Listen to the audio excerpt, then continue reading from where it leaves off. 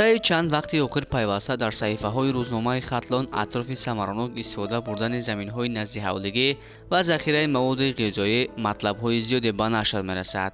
هیئت ایجادی تجربه‌های ساکنان را برای ساکنان پیشکش می‌کنند. با همین مقصد ما مهمان خانه بابای سفرعلی رجبوف در جماعت پنجاب ناحیه میرسعید علی حمدانی گردیدیم. او در 4 سوتق زمین نزد حولگیش تمام نمود محصولات کشاورزی را کشت کرده است. برای زمین محنت کندن کن، برای حاصل گرفتن و محصولات گرفتن محنت کندن کن که محصولات بگیری و زندگی کنی روز پیش بری. مثال آدر آدمایی هستن که در همون زمین یک سودبرگی نمیوان بخرن، نمیکنن. برای چون عقل هم نمیتن. میره وای بزرگ میخره همون رو در حولش آب است، زمین است، همه شرایط است، نمیتن کار. بابا سالهای زیاد است که از زمین رزق و روزی فرزندانش را می‌یابد.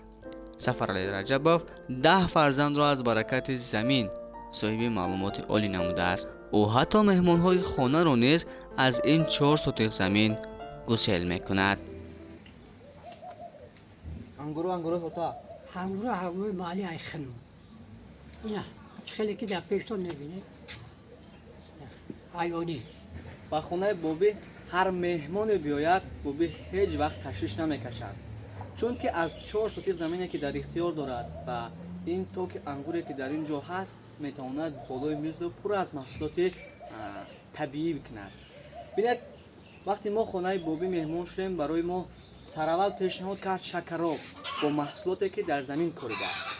مقصد پیشنهاد کرد اینجا سیب که از خاطر از حولی چینده است و این انگوری که شما میبینید در بازار این انگور نه کم از 10-15 سومون کیلو است، ولی بابی باشد از زحمتی که کشیدن و رنج کشیدن امروز ببینید سری دسترخوان میبیارن و همراه اهل و عائله اینا رو تناول میکنن. سفرعلی رجبوف سابقه دار مهنت بوده، سالهای پیش به حیث مکانیزاتور کار کرده است. در این سن مبارک 84 حالا هم در کشت و کار توصیه‌گر فرزندان است، چون سالیان زیاد در زمین کار کرده است و تجربه بای دارد. خیلی محنت میکنم باید است. بادرینگ در بازار برای بادرینگ نمیام اولی ما دیدیم بادرینگا چخیل دوباره 3 بار تا حتی اینا چیکم تو مردم بگوی باور نمیکنم که اینا بادرینگا خورده شد. خیلی گشنه پیاز مثال پامیدار قرنفل همه محصولات هسته آخر میتوج نمیشه.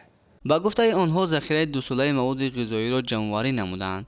آنها در زمین‌های صحرایی کشت غله‌دانه را به راه مانده بودند که امسال حاصل خوب به دست آوردند.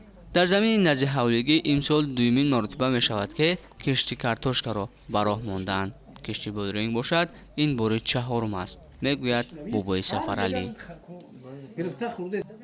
قریب نصف این زمین را کشتی کارتوشکا کرده بودند. حاصل کارتوشکا را جمع‌آوری نموده در یک قسمتش کشتی تکراری باز کارتوشکا و در قسمت دیگر کشتی مکه را به راه ماندند که حالا نشو و نمای خوب دارد. این عائله از نبودن زندگی پس شکوه ندارند، چون به گفته آنها محصولات کشاورزی را هیچگاه از بازار نمیخرند و مبلغ به دست آمده را برای حل مشکل‌های دیگر عائله صرف میکنند. نبی جان سید ابرار، ناحیه میرسعید علی حمدانی، روزنامه خطلان.